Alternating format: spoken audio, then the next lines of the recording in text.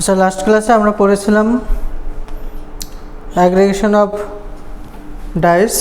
আজকে আমরা নতুন চ্যাপ্টার শুরু করব, সেটা হচ্ছে ডাইং কাইনেটিক্স। আসলে ডাই মলিকুলগুলো ডাই ফাইবার বাদ থেকে ফাইবারের ভেতর কীভাবে ট্রান্সফার হচ্ছে, কত তার রেটটা কেমন, গতি কেমন, এইটাই হচ্ছে ডাইং কাইনেটিক্স চ্যাপ্টারে আমরা আলোচনা করব।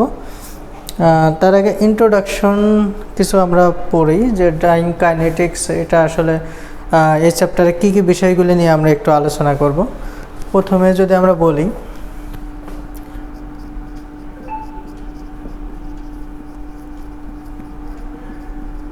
ইন্ট্রোডাকশনের ক্ষেত্রে যদি দেখি তাহলে আমরা বলতে পারি যে ডাই মলিকুল আসলে ডাইংয়ের সময়, during dyeing what is the state of dyes molecule in the solution, dye bath or after dyeing into the fibre. ফাইবারের ভিতরে আসলে ডাই মলিকুলের কোন স্টেটে আছে এবং ডাই সলিউশনের মধ্যে ডাই মলিকুলগুলি কোন স্টেটে আছে, এটা হচ্ছে ফার্স্ট যে কনসিডারেশনটা ডাইং কাইনেটিক্সের। সেটা মানে ডাইং যখন আমরা করতে যাব, যখন ডাই সলিউশন তৈরি করব, তখন ডাই বাতের মধ্যে ডাই মলিকুলের তার স্টেটটা কি, অবস্থানটা কি কেমন, আর সেটা ডাইংয়ের পর ফাইবারের ভিতরে তার পজিশনটা কেমন, তার কী ধরনের ইন্টারাকশন হচ্ছে, কী ধরনের বন্ড ক্রিয়েশন হচ্ছে, এটা।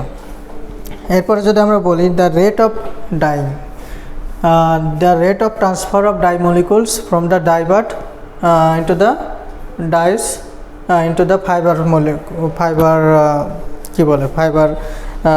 মলিকুল অথবা ফাইবারের ভিতরে আসলে ডাই মলিকুলগুলো কী রেটে ট্রান্সফার হচ্ছে। আমরা যদি একটু দেখি, এটা একটা ডাই বাথ,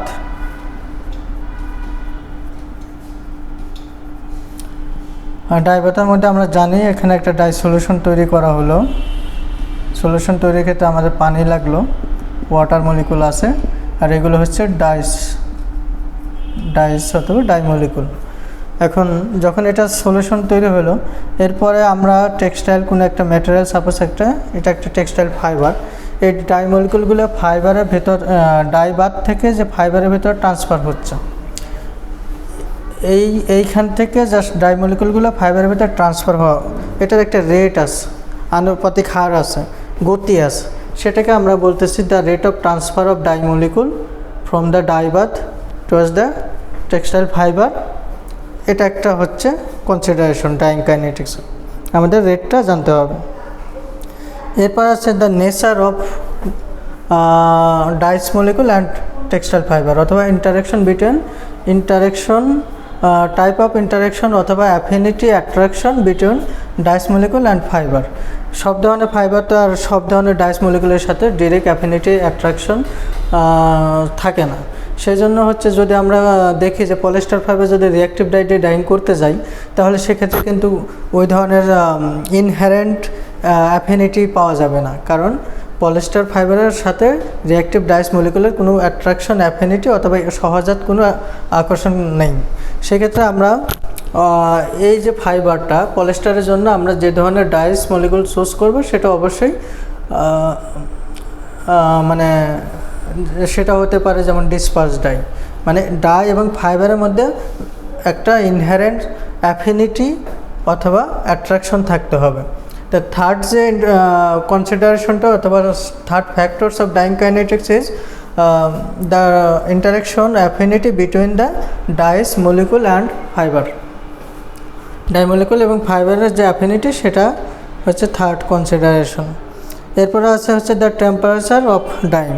আমরা জানি যে নর্মাল টেম্পারেচারে আসলে ভালো ডাইং হয় না, কারণ ডাই এবং ফাইবারের অ্যাট্রাকশন, অ্যাফিনিটি এগুলো ইনক্রিজ হয় টেম্পারেচারের মাধ্যমে। টেম্পারেচার জাস্ট কী করে, ডাই ফাইবারের ইন্টারাকশনটাকে অ্যাক্সেলারেট করে এবং ডাইস মলিকুলগুলো জাস্ট ফাইবারের ভেতর পেনিট্রেট হতে অ্যাক্সেলারেট ইলেকট্রোলাইটের মতো অনেকটা কাজ করে। জাস্ট হচ্ছে ডাই মলিকুলগুলোর যে কী বলে মুভমেন্টের ক্ষেত্রেও আমাদের টেম্পারেচারটা ডিপেন্ড করে। এইগুলো হচ্ছে 4টা কমন ইন্ট্রোডাকশন অথবা depending factors of dying kinetics. এই 4টা ডিপেন্ডিং ফ্যাক্টরস একটু বুঝলেই মোটামুটি ডাইং কাইনেটিক্স সম্বন্ধে বেসিকটা বোঝা যাবে। আমি আবার বলি, প্রথমটা হচ্ছে আমরা যে ডাইস মলিকুলটা নিচ্ছি সেই ডাইস মলিকুলটা ডাই বাথে তার অবস্থানটা কি, state of dyes molecule in the dye bath and dyeing করার পর ফাইবারের মধ্যে তার অবস্থান কী। তাহলে এটা গেল first depending factors or consideration. Second আসতেছে আমরা যে ডাই মলিকুলগুলো দিয়ে যে ফাইবারটা ডাইং করব, ডাই মলিকুলগুলো ডাইবার থেকে কত গতিতে ট্রান্সফার হচ্ছে ফাইবারের ভিতরে, এবং সেটা হচ্ছে the rate of transfer of dye molecules from the dyebath towards the textile fibre. Third যেটা বললাম সেটা হচ্ছে এই যে ফাইবারটা এবং যে ডাইস মলিকুলটা আমরা সিলেক্ট করব, অবশ্যই তার মধ্যে ইনহেরেন্ট অ্যাট্রাকশন, অ্যাফিনিটি থাকতে হবে। ফোর্থ হচ্ছে টেম্পারেচার।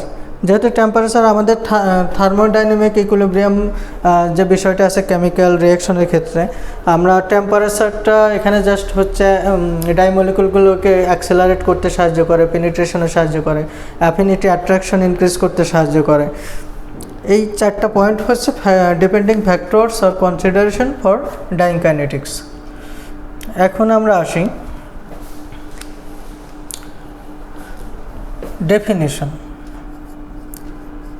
ডেফিনিশন হচ্ছে হোয়াট ইজ ডাইং কাইনেটিক্স। এটা জাস্ট ইন্ট্রোডাকশনেই আমার বলা হয়ে গেছে যে আসলে ডাইং কাইনেটিক্স হচ্ছে the rate of transfer of dyes molecules from the dyebath towards the textile materials is called dyeing kinetics. মানে কত গতিতে, কত দ্রুত ডাই মলিকুলগুলো জাস্ট বাদ থেকে ফাইবারের ভেতরে ট্রান্সফার হবে, সেটাই হচ্ছে ডাইং কাইনেটিক্স। এরপরে আছে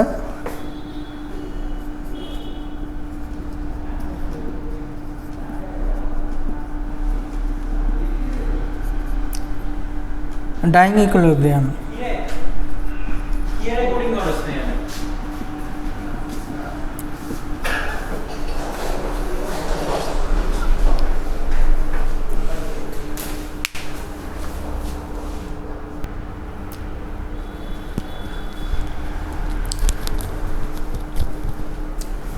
আচ্ছা, তাহলে আমরা কোথায় ছিলাম? আমরা হচ্ছে ডেফিনেশনে ছিলাম। ডাইং কাইনেটিক্স আমরা বলেছি, শিখেছি। এখন হচ্ছে ডাইং ইকুইলিব্রিয়াম।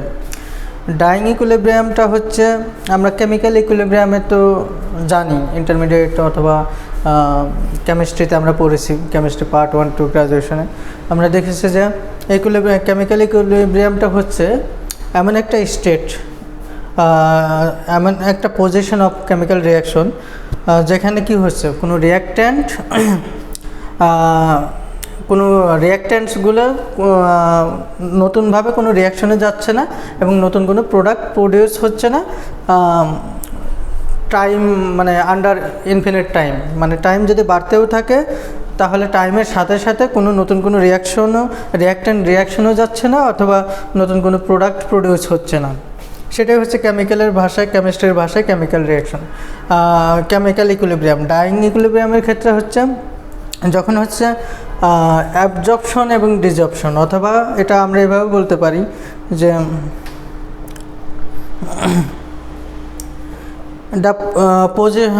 কি বলে পজিশন অফ সবশন বা ভার্সেস ডিজর্পশন যখন একটা স্টেজে থাকবে যেখানে আর নতুন কোনো ডাইমলিকুল ফাইবারের ভেতর পেনিট্রেট হবে না, অথবা কোনো ডাইমলিকুল ফাইবার থেকে বেরও হবে না, ওই স্টেটটাকে আমরা বলতেছি ডাইং ইকুইলিব্রিয়াম। যদি আমরা এভাবে দেখি, একটা কার্ভ দেখি,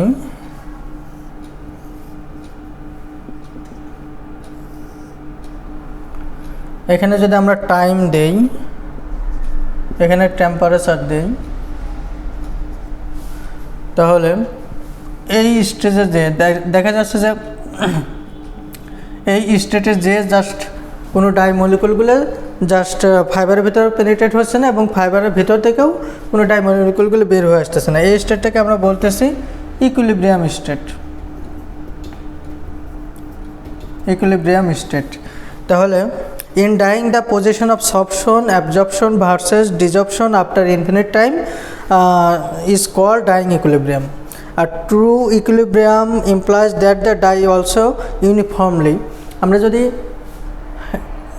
এটার ক্ষেত্রে যদি চিন্তা করি তাহলে এই ফাইবারটা যখন হচ্ছে এই ডাইবার থেকে ডাই মলিকুলগুলো পুরো ফাইবারের যে এরিয়াটা আছে পুরো এরিয়াটা দখল করে নেয়, অথবা ফাইবারের ভেতর যে অ্যামারফাস রিজন আছে পুরো অ্যামারফাস রিজনটাকে কী বলে অকুপাইড করে নেয়, তখন আর নতুন কোনো ডাইমলিকুলগুলো ফাইবারের ভেতর পেনিট্রেট হবে না।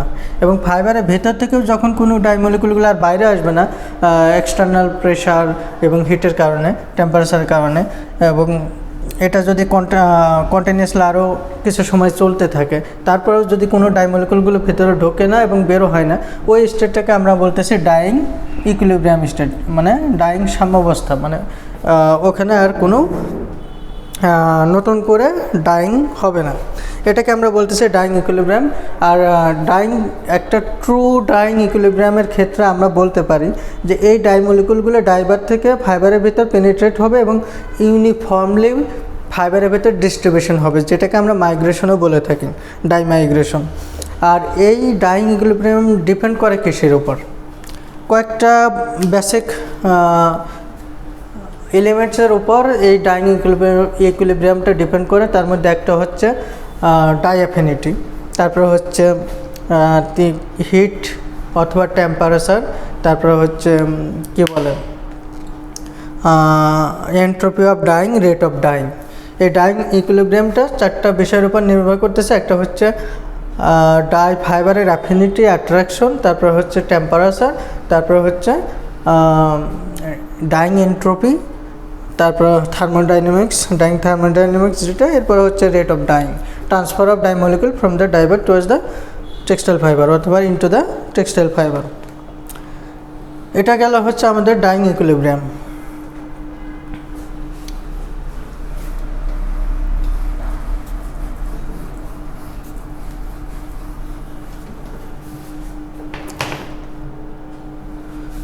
এখন আরেকটা টার্ম আমরা পড়ি, সেটা হচ্ছে এক্সজর্শন প্রসেস।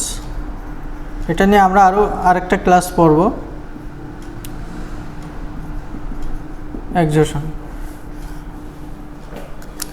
এক্সজর্শনটা হচ্ছে এটাকে যদি আমরা এভাবে বলি যে ইনিশিয়াল স্টেজে ডাইবাতে যে পরিমাণ ডাই মলিকুল থাকে, ডাইং করার পরে ওই ডাইবাতে যে পরিমাণ ডাই মলিকুল থাকে, এটা রেশিও যদি আমরা পার্সেন্টেজ আকারে এক্সপ্রেস করি তাহলে সেটাকে বলতেছি আমরা এক্সজর্শন। বিষয়টা দাঁড়ালো এই ডাইবাতের মধ্যে সাপোজ 100টা ডাইমলিকুল আছে, 100টা ডাইমলিকুল আছে, এবং এরপরে যখন ডাইং হয়ে গেল এর মধ্যে থেকে এই 100টা ডাইমলিকুল থেকে জাস্ট 90টা ডাইমলিকুল ফাইবারের মধ্যে ট্রান্সফার হয়ে গেছে। তাহলে ডাইং করার পরে রেস্ট অফ ডাইমলিকুল অ্যামাউন্ট ইজ 10। তাহলে কী পরিমাণ ডাইমলিকুল ডাইবার থেকে ফাইবারের মধ্যে ট্রান্সফার হয়েছে? 90, মানে 100টার মধ্যে 9টা, মানে 90%। তাহলে ইনিশিয়াল ডাইমলিকুল কনসেন্ট্রেশন ইন দ্য ডাইবাথ, আর এরপরে ডাইং করার পরে মানে 90টা ডাইমলিকুল ফাইবারের ভেতর যাওয়ার পরে কতগুলো ডাইমলিকুল আছে? রেস্ট অফ ডাইমলিকুল আফটার ডাইং, এটা হচ্ছে 10%। তাহলে 100 - 10, তাহলে এক্সজর্শন পার্সেন্টেজ কত? 90। এটাই হচ্ছে আমাদের এক্সজর্শন প্রসেস। এক্সজর্শন প্রসেস কখন এক্সজর্শন প্রসেসটা কমপ্লিট হয় তখন সেটা জানতে হলে আমাদের আলাদা 3টে প্রসেস সম্বন্ধে জানতে হবে। যেমন হচ্ছে অ্যাডজর্পশন। আমরা যদি এটাকে আবার একটু বড় করে দেখি যে এটা একটা টেক্সটাইল ফাইবার,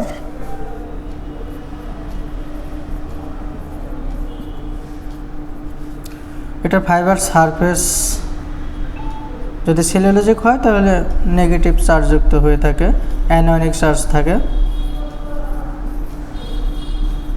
আচ্ছা, এখন এর পাশে হচ্ছে ডাই মলিকুলগুলো আছে।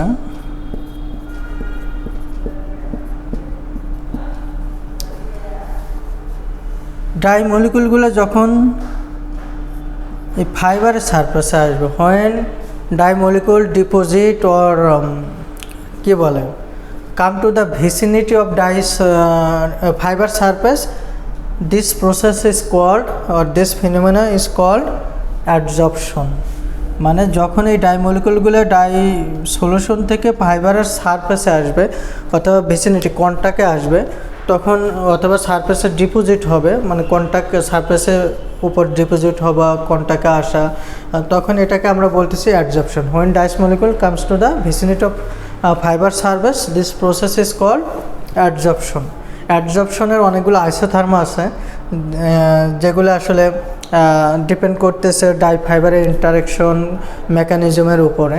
সেখানে হচ্ছে জাস্ট হচ্ছে ডাইস মলিকুল এবং ফাইবারের সারফেসে যে সারফেস চার্জ থাকে, ডাইস মলিকুলে যে চার্জ অ্যানোয়নিক না ক্যাটায়নিক, এই বিষয়গুলোর উপর ভিত্তি করে সেখানে বেশ কিছু আইসোথার্ম থাকে, অ্যাডজর্পশন আইসোথার্ম। অ্যাডজর্পশনের উপরে পুরো একটা চ্যাপ্টারই আছে, আমরা তখন দেখব। এরপরের প্রসেস হচ্ছে অ্যাবজর্পশন।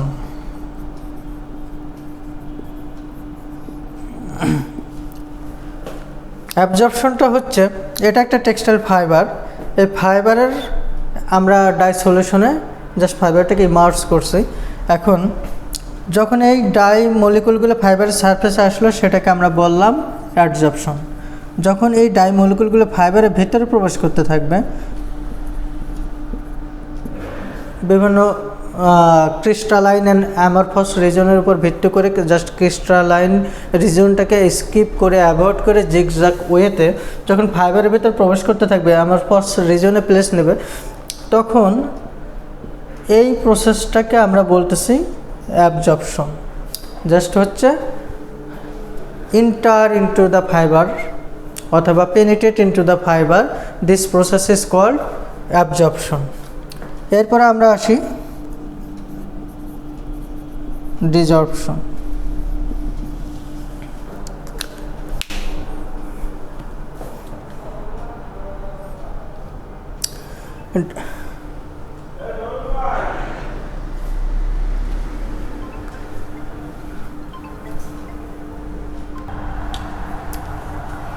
তাহলে ডিজর্পশনটা হচ্ছে যখন ডাই মলিকুলগুলো মানে অ্যাবজর্পশন হলে ভেতরে প্রবেশ করলো, এরপরে এক্সটার্নাল ফোর্স যেমন প্রেশার, টেম্পারেচার, এসবের কারণে অনেক সময় কী হয়, ডাই মলিকুলগুলো জাস্ট ফাইবারের ভেতর থেকে আবার কিছু বের হয়ে চলে আসে, যেগুলো হচ্ছে ফাইবারের সেলুলোজের সাথে বন্ড ক্রিয়েশন করতে পারে না, অথবা অ্যামরফস রিজিওনে ওইভাবে প্লেস করার জায়গা থাকে না, বন্ড ক্রিয়েশনটা হচ্ছে না, তো সেটাকে আমরা বলতেছি ডিজর্পশন। হোয়েন ডাইস মলিকুল কি বলেন comes out from the interior of the fibre, then this process is called desorption.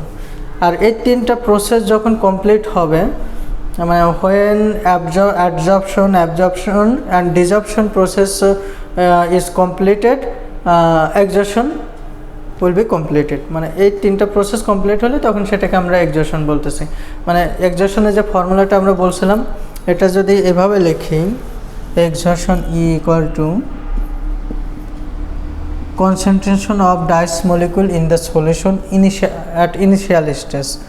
R concentration এটাকে আমরা এইভাবে লিখি concentration of dye solution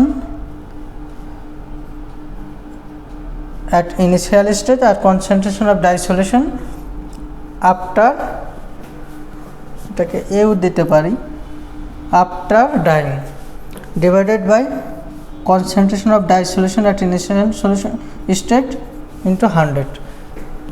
এটা দ্বারাই আমরা আসলে এক্সজর্পশন পার্সেন্টেজটা নির্ণয় করতে পারি।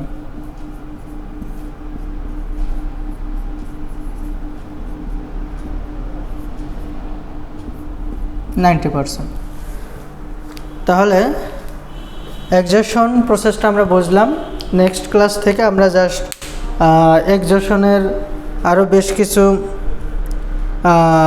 কার্ভ আছে, ইফেক্ট আছে, এই বিষয়গুলো নিয়ে আমরা আলোচনা করব।